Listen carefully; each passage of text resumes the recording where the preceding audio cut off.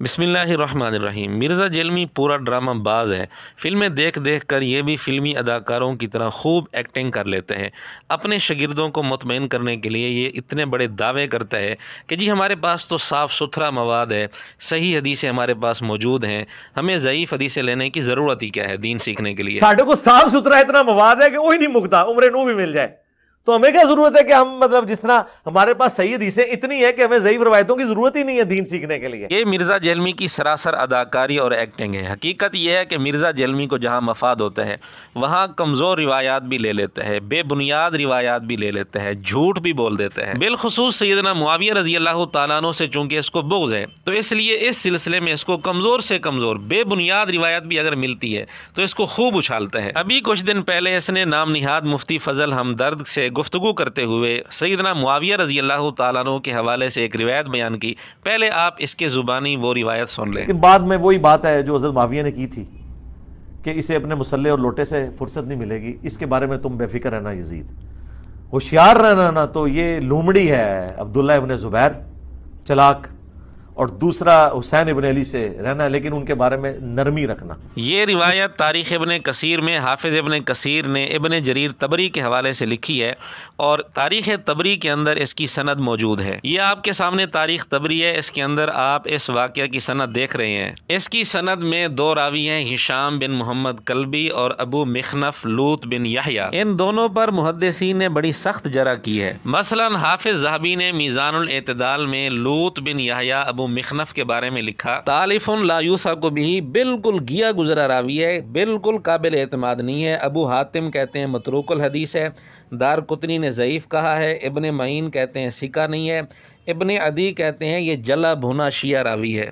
ابن ابی حاتم اپنے والد محدث ابو حاتم کا قول نقل کرتے ہیں کہ ابو حاتم کہتے ہیں یہ متروک الحدیث ہے، اور مرزا کے محدث اعظم علامہ البانی نے سلسلہ ضعیفہ 1729 نمبر روایت کے تحت ابن جوزی کے حوالے سے لکھا ہے کہ ابن جوزی کہتے ہیں ابو مخنف کذاب راوی ہے۔ دوسرا راوی ہشام بن محمد کلبی ہے، اس پر بھی محدثین کی بڑی سخت جرح ہے۔ مرزے کے محدث اعظم علامہ البانی نے سلسلہ ضعیفہ 4101 نمبر روایت کے تحت لکھا کہ میں کہتا ہوں ہشام کلبی متروک راوی ہے، جیسا کہ دار قطنی وغیرہ نے کہا ہے۔ اور حافظ ذہبی رحمۃ اللہ علیہ سیر اعلام النبلاء میں لکھتے ہیں اس کا تعارف کراتے ہوئے، احد المتروکین، یہ متروک راویوں میں سے ایک راوی ہے۔ یہ چند ایک حوالے بطور نمونہ کے آپ کے سامنے پیش کیے گئے ہیں جن سے ثابت ہوا کہ ابو مخنف راوی کو بعض محدثین نے کذاب اور بعض محدثین نے متروک کہا ہے، اور اسی طرح ہشام بن محمد کو بھی محدثین نے متروک کہا ہے، علامہ البانی نے بھی، دار قطنی وغیرہ نے بھی۔ اب مناسب معلوم ہوتا ہے کہ مرزے کی زبان سے ہم آپ کو بتا دیں کہ مرزے کے ذہن کے مطابق متروک کا کیا مطلب ہوتا ہے۔ متروک راوی ہے، یہ سب سے بڑی جرح ہوتی ہے کسی راوی کے اوپر۔ متروک وہ ہوتا ہے جس کی حدیثیں ترک کر دی گئی ہوں کہ یہ اتنا بڑا جھوٹا ہے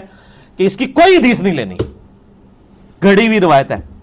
یعنی مرزے کے نزدیک متروک کا مطلب ہے اتنا بڑا جھوٹا راوی جس کی حدیثیں ترک کر دی گئی ہوں، کوئی روایت نہیں لینی۔ لیکن پوری بے شرمی کا مظاہرہ کرتے ہوئے سیدنا معاویہ رضی اللہ تعالیٰ عنہ کے بغض میں آ کر یہاں مرزا وہ روایت پیش کر رہا ہے جس کے اندر دو راوی متروک ہیں، بلکہ ان میں سے ایک راوی کو تو بعض محدثین نے کذاب بھی کہا ہے، بلکہ دوسرے راوی یعنی ہشام کلبی کو بھی بعض محدثین نے کذاب کہا ہے۔ بہرحال متروک تو ہیں، اور متروک کا مطلب آپ مرزے کی زبان سے سن چکے ہیں۔ اب آپ خود فیصلہ کریں یہ مرزے کی منافقت ہے یا نہیں۔ جس روایت کے اندر دو راوی متروک ہیں بلکہ بعض محدثین کے نزدیک کذاب ہیں، وہ روایت سیدنا معاویہ رضی اللہ تعالیٰ عنہ کے بغض میں آ کر پوری مکاری کے ساتھ بیان کر رہا ہے، اور یہ بھی نہیں بتا رہا کہ اس روایت کے راویوں پر اتنی سخت محدثین نے جرح کر رکھی ہے۔ ادھر تو یہ دعویٰ کرتا ہے کہ ہمارے پاس صاف ستھرا مواد ہے، اسی کو صاف ستھرا مواد کہتے ہیں، یہ منافقت نہیں ہے تو اور کیا ہے۔ مرزا یہ بھی اصول بتاتا ہے کہ عام مومن پر بھی بغیر کسی مضبوط ثبوت کے الزام نہیں لگانا چاہیے۔ جب تک آپ کے پاس پراپر ثبوت نہ ہو آپ کسی کے بارے میں کوئی رائے قائم نہ کریں۔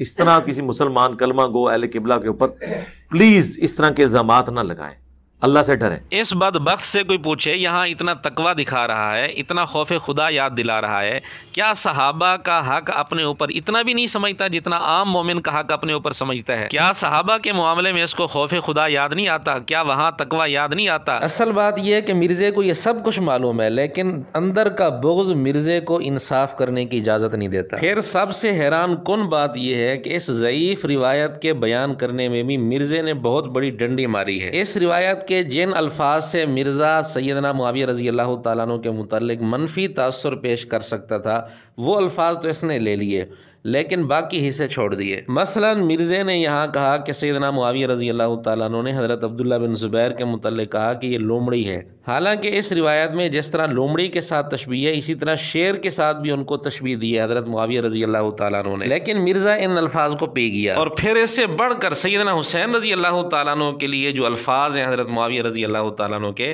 وہ یہ ہیں، حضرت معاویہ نے فرمایا یزید کو کہ اہل عراق حضرت حسین رضی اللہ تعالیٰ عنہ کو بالکل نہیں چھوڑیں گے، وہ حضرت حسین رضی اللہ تعالیٰ عنہ آپ کی مخالفت میں نہیں آئیں گے۔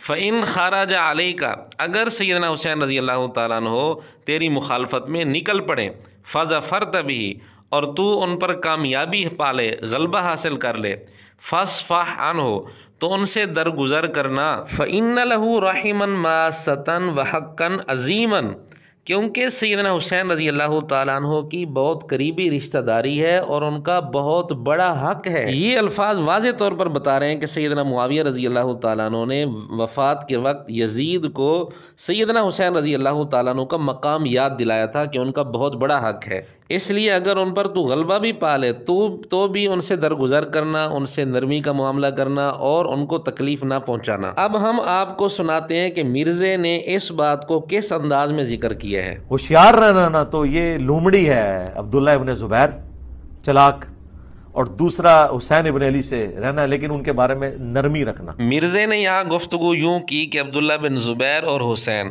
ان دونوں سے ہوشیار رہنا، لیکن حسین کے ساتھ نرمی کرنا، حالانکہ سیدنا معاویہ رضی اللہ تعالیٰ عنہ کے ان الفاظ میں کہیں ایسی کوئی بات نہیں کہ حسین سے ہوشیار رہنا، اور یہ بات مرزے نے کئی جگہ کی ہے۔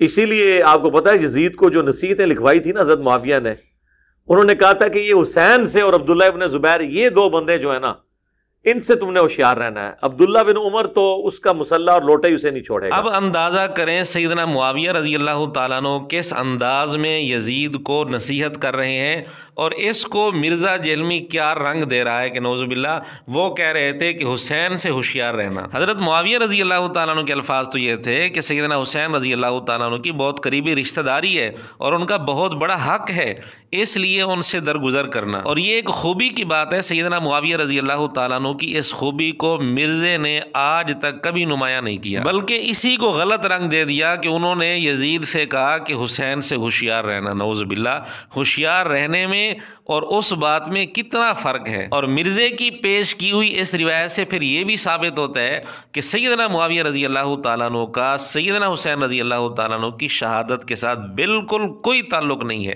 یزید نے سیدنا حسین رضی اللہ تعالیٰ عنہ کے ساتھ سختی کا معاملہ اگر کیا تھا اور اسی طرح دوسرے جو کام کیے تھے، سیدنا معاویہ رضی اللہ تعالیٰ عنہ کی ایسی بالکل کوئی وصیت نہیں تھی اور نہ ہی ان کا ان کاموں کے ساتھ کوئی تعلق ہے، بلکہ انہوں نے زوردار الفاظ میں وفات کے وقت یزید کو وصیت کی کہ سیدنا حسین رضی اللہ تعالیٰ عنہ کا خاص طور پر خیال کرنا ہے اور ان کا بہت بڑا حق ہے، ان کی بہت قریبی رشتہ داری ہے۔ جبکہ مرزا اپنی ہی بیان کردہ اس روایت کے برخلاف یزید کے کاموں کی ساری ذمہ داری حضرت معاویہ رضی اللہ تعالیٰ عنہ پر ڈالنے کی کوشش کرتا ہے۔ اور یہ ٹی وی پہ بھی آ کے مولوی بیٹھے ہوتے ہیں، سنیوں کے بھی شیعوں کے بھی، مڑ مڑ کے جی وہ یزید نے یہ کر دیا۔ اور یزید نے کیا کیا ہے یار؟ وہ تو سسٹم کا نمائندہ بن کے آیا جو پیچھے سے خراب تھا۔ خلاصہ یہ ہے کہ مرزے نے ضعیف روایت بیان کی، اس کا ضعف نہیں بتایا، اس کے اندر دو متروک راوی ہیں، لیکن اس ضعیف روایت کو بیان کرنے میں بھی مرزے نے بہت بڑی ڈنڈیاں ماری ہیں، اس کو بھی صحیح طریقے سے بیان نہیں کیا، بلکہ جن الفاظ سے وہ منفی پہلو نکال سکتا تھا وہی الفاظ وہی حصے روایت کے لے لیے، باقی حصے چھوڑ دیے۔ مرزے کے اس کردار کو ہم مرزے کی زبان سے اگر بیان کرنا چاہیں تو یوں بیان کریں گے۔ ان کی جرت نہیں ہے کہ اپنی یہ جس طرح انہوں نے تاریخ سے گند سمیٹا نا، مکھی گندتے ہی بہندی جا کے، مکھی گندتے ہی بہندی جا کے، مکھی گندتے ہی بہندی جا کے۔ گند پر بیٹھنے والی مکھی کہیں اور تلاش کرنے کی ضرورت نہیں، جہلم اکیڈمی چلے جائیں، وہاں نمایاں طور پر آپ کو یہ مکھی نظر آ جائے گی۔